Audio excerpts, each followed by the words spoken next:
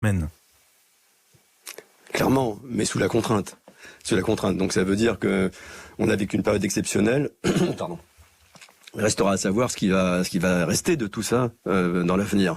Là, c'est complètement atypique ce qu'on a vécu. Hein. L'INSEE mesure un déficit de consommation de l'ordre de 35%.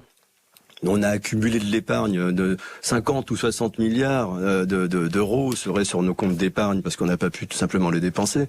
Du coup, notre consommation s'est complètement recentrée sur un tout petit nombre de postes budgétaires. L'alimentaire, bien évidemment, à raison de 2 repas par jour, vous imaginez que ça fait augmenter la dépense.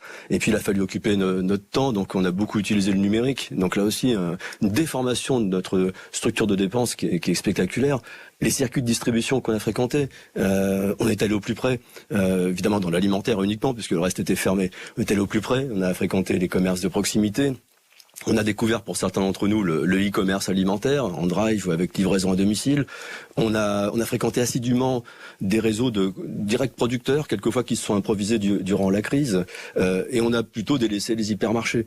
Voilà, donc vraiment des changements radicaux, mais c'est une réponse à des circonstances exceptionnelles. Bien évidemment, ça ne présume en rien des changements structurels qu'on observera dans les comportements de consommation dans les prochains mois.